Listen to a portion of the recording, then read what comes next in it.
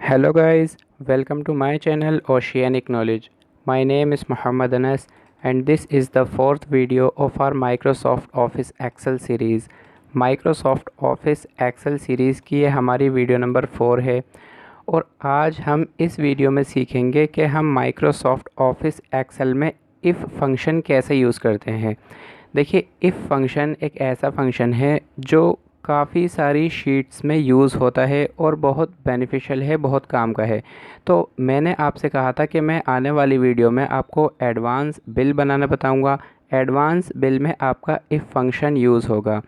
तो डायरेक्टली उस शीट में इफ़ फंक्शन यूज़ करने से पहले हमारे लिए ज़रूरी है कि हम एक सेपरेट शीट में, एक सेपरेट वीडियो में समझें कि हम इफ़ फंक्शन कैसे यूज़ करते हैं। आइए शुरू करें।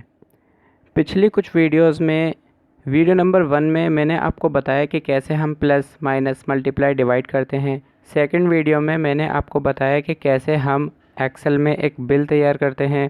थर्ड वीडियो में मैंने आपको होम टैब्स के कुछ ऑप्शंस बताए और आज हम एडवांस बिल के लिए पहले इफ़ फंक्शंस को समझते हैं। देखिए, इफ़ फंक्शन एक ऐसा फंक्शन है जो बहुत सारे स्टूडेंट्स को परेशान करता है। उनको थोड़ी इस फंक्शन को समझने में मुश्किल आती है, इसलिए हम आज इस इफ़ फंक्शन को थोड़ा डिटेल्स में, थोड़ा आसानी से समझने की कोशिश करते हैं। आइए शुरू करें।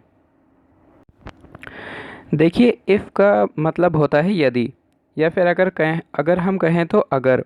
मान लीजिए आपने माइक्रोसॉफ्ट ऑफिस एक्सेल में एक पूरी लिस्ट तैयार करी 1500 से लेकर 2000 लोगों की, 1000-1500 लोगों की लिस्ट तैयार करी और उस लिस्ट में आपकी सारी पोस्ट पर लोग हैं। जैसे कोई टीचर पर काम करता है, कोई क्लर्क है, कोई डॉक्टर है, कोई इंजीनियर है, कोई कुछ है, कोई कुछ है।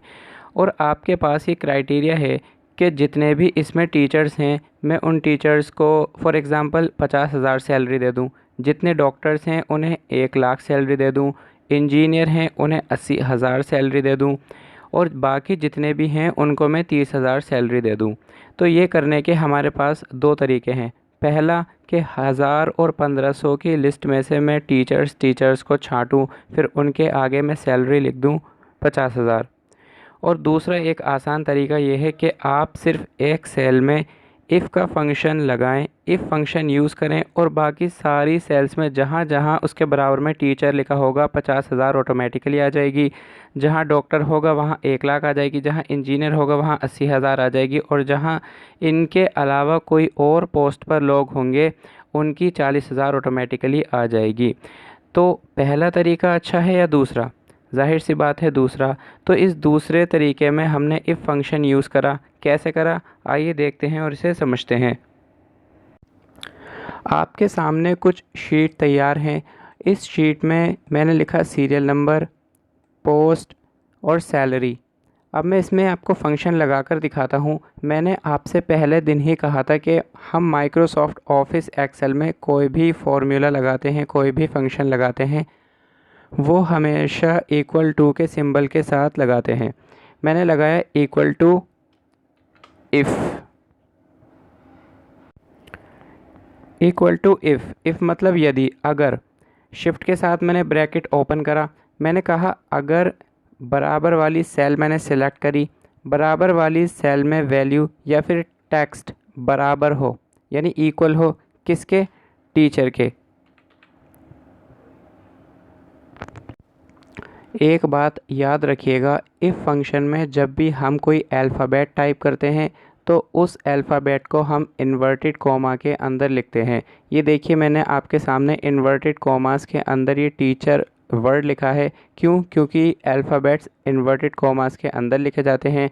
हाँ, अगर आप नंबर लिख रहे होते तो नंबर बिना इन्वर्टेड कॉमास के भी काम कर जाते हैं, चल जाते हैं। मैंने लिखा इक्वल टू इफ़ C3 मतलब ये वाली सेल, C नंबर कॉलम और 3 इसकी रो। C3 में अगर किसी की पोस्ट या वैल्यू टीचर हो तो हम क्या करेंगे, उसे हम दे देंगे, कॉमा लगाया, 50,000। मैंने कहा अगर बराबर वाली सेल में वैल्यू टीचर हो या फिर रिटर्न टीचर हो तो पोस्ट अगर टीचर हो तो टीचर को देनी है 50,000। कॉमा लगा के लिखा मैंने इफ़, दोबारा ब्रैकेट ओपन करा, बराबर वाली सेल सेलेक्ट करी, यानी कि वही वाली सेल C3, और मैंने कहा अगर C3 में वैल्यू बराबर हो किसके, डॉक्टर के, इन्वर्टेड कॉमा में मैंने डॉक्टर लिखा, DOC, डॉक्टर के, इन्वर्टेड कॉमा लगाकर इसे बंद करा। तो मुझे उसे वैल्यू देनी है कितनी, मुझे उसे सैलरी देनी है 60,000, comma if, bracket open, bracket open करने के बाद मैंने दोबारा बराबर वाली सेल सेलेक्ट करी। ये आपके कीबोर्ड में जो 4 एरो होते हैं, अप डाउन राइट और लेफ़्ट, लेफ़्ट वाले एरो से मैंने सेल सेलेक्ट करी। इफ़ C3 इक्वल बराबर हो किसके, इन्वर्टेड कॉमा में मैंने लिखा इंजीनियर, ENG, इंजीनियर, शिफ्ट के साथ मैंने ब्रैकेट इन्वर्टेड कॉमा लगाया। इन्वर्टेड कॉमा लगाने के बाद कॉमा, मुझे उसे देनी है 70,000, और मैंने कहा इन तीनों पोस्ट के अलावा अगर मेरी लिस्ट में कोई और पोस्ट है तो उसे मुझे देनी है 30,000। ये फॉर्मूला पूरा होने के बाद जितनी बार आपने ब्रैकेट ओपन करा उतनी बार ब्रैकेट क्लोज़ करें, शिफ्ट के साथ शिफ्ट प्रेस करें, देन ब्रैकेट क्लोज़, यस, हमने 3 बार ब्रैकेट ओपन करा और इतनी ही बार हमने इसे क्लोज़ करा, एंटर प्रेस करा। तो आप देखिए टीचर के आगे पोस्ट हमारी 50,000 आ गई। मैंने आपको बताया था शॉर्टकट, आपने पूरा कॉलम सेलेक्ट करा, जितने में आपका डेटा है कॉलम सेलेक्ट करा और कीबोर्ड से टाइप करा कंट्रोल डी। जैसे ही मैंने टाइप करा आप देखिए teacher 50,000, doctor 60, engineer 70, clerk 30। Clerk को 30 क्यों मिले, क्लर्क को 30 इसलिए मिले क्योंकि हमने फॉर्मूला इन तीनों पर लगाया था कि अगर टीचर हो तो 50, डॉक्टर हो तो 60, इंजीनियर हो तो 70, और इन तीनों पोस्ट के अलावा अगर कोई हमारी इसमें पोस्ट हो तो उसे हमें देनी है 30। यहाँ देखिए टीचर आ गया तो 50 ऑटोमेटिकली आ गया, क्लर्क आ गया तो 30, डॉक्टर 60, पियोन हमारे टीचर, डॉक्टर, इंजीनियर इन तीनों से अलग है, पियोन को भी 30, इंजीनियर को 70 और टीचर को 50। हमने एक ही इफ़ के फॉर्मूले से एक बार में सारी सैलरी निकाल ली। इस फॉर्मूले को एक बार और समझिए। ये देखिए फॉर्मूला बार में आप देखिए मैंने लगाया इक्वल टू, यहाँ देखिए फॉर्मूला बार, जैसे ही आप सेल में अपना कर्सर रखते हैं वहाँ आपको फॉर्मूला दिख जाएगा। लेकिन अगर आपको फॉर्मूले का एनालाइज करना हो, फॉर्मूला समझना हो, फॉर्मूले को आपको देखना हो कि मैंने इसमें कौन सा फॉर्मूला लगाया है, तो आप सिंपली सेल में कर्सर रखें और कीबोर्ड से टाइप करें F2। जैसे ही आप F2 टाइप करेंगे आपके सामने फॉर्मूला आ जाएगा।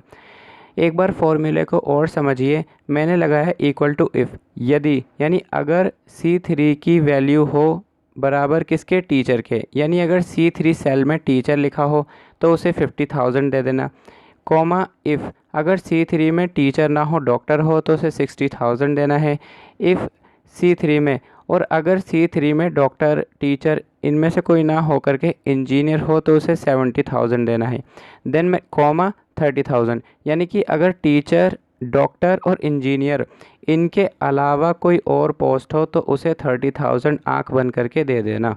ये था हमारा फॉर्मूला। आपको इसमें एक चीज़ याद रखनी है, पहली कि हमने कहाँ कहाँ कॉमा लगाए हैं और कहाँ कहाँ इन्वर्टेड कॉमा। देखिए इन्वर्टेड कॉमा को याद करने की ज़रूरत नहीं है क्योंकि ये सिर्फ अल्फ़ाबेट्स के साथ लगते हैं, न्यूमेरिक नंबर्स के साथ नहीं। आप देखिए मैंने टीचर के साथ इन्वर्टेड कॉमा लगाए हैं, बल्कि यहाँ मैंने 50,000 लिखा तो इन्वर्टेड कॉमा नहीं लगाए। तो कहाँ कहाँ मैंने कॉमा लगाए हैं, कहाँ इफ़ फंक्शन लगाए, बस ये थोड़ा सा आप दिमाग में बिठा लें, एक बार बैठ गया तो फॉर्मूला अपने आप लगाने आ जाएंगे। तो अभी हमने सीखा कि हम पोस्ट में या फिर अल्फ़ाबेट्स में इफ़ का फॉर्मूला कैसे पुट करते हैं, लेकिन अब हम सीखेंगे कि न्यूमेरिक नंबर के बेस पर हम इफ़ फॉर्मूला कैसे पुट करते हैं। आइए इसे समझते हैं। मान लीजिए मेरे पास एक क्राइटेरिया है कि अगर किसी इंसान की सैलरी 10,000 से लेकर 15,000 के बीच में हो तो उसे हमें गुड की कैटेगरी में रखना है, और अगर किसी इंसान की सैलरी 15,000 से ज़्यादा हो तो उसे हम गुड की कैटेगरी में रखेंगे, यानी 10,000 से लेकर 15,000 तक की सैलरी वाले को हम मीडियम में रखेंगे। 15 से लेकर ज़्यादा कितनी भी आगे हो उसे हम गुड की कैटेगरी में रखेंगे, और बचे 10,000 से नीचे वाले तो इन्हें हम लो कैटेगरी में रखेंगे। तो आइए इस फंक्शन को कैसे करते हैं समझें। मैंने लगाए equal to if bracket open, अगर बराबर वाली सेल मैंने सिलेक्ट कर ली एरो से, अगर बराबर वाली सेल में वैल्यू ज़्यादा है, ग्रेटर देन का सिंबल हम लगाएंगे। ग्रेटर देन का सिंबल आपके कीबोर्ड में आप देख लेंगे, ऑल्ट के ऊपर राइट हैंड में ग्रेटर देन का सिंबल लगाएंगे कि बराबर वाली सेल में अगर वैल्यू ज़्यादा है या फिर इक्वल बराबर है किसके, 15,000 के। ये क्या कंडीशन आई, ये कंडीशन आई कि अगर बराबर वाली सेल में वैल्यू ज़्यादा है या फिर बराबर है किसके, 15,000 के, यानी 15,000 है अगर इस वाली सेल में वैल्यू 15,000 है या 15,000 से ज़्यादा है तो इसे हमें देना है क्या, गुड। शिफ्ट के साथ मैंने इन्वर्टेड कॉमा लगाया और यहाँ लिखा गुड, शिफ्ट के साथ ही इन्वर्टेड कॉमा क्लोज करा। इन्वर्टेड कॉमा मैंने आपको बताया था अल्फ़ाबेट आप कहीं भी लिखेंगे इन्वर्टेड कॉमा में लिखेंगे, और अगर न्यूमेरिक नंबर लिखेंगे तो वैसे ही काम कर जाएगा। गुड लगा दिया।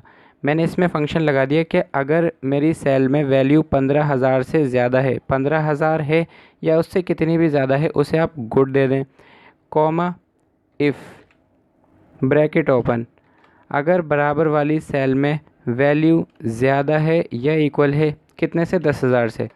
अब आपके दिमाग में एक बात आ सकती है कि 10,000 से ज़्यादा होगी, तो पहले मैं इसे आपको समझा देता हूँ। कॉमा लगाया, इन्वर्टेड कॉमा लगाया और मैंने उसे दे दिया मीडियम।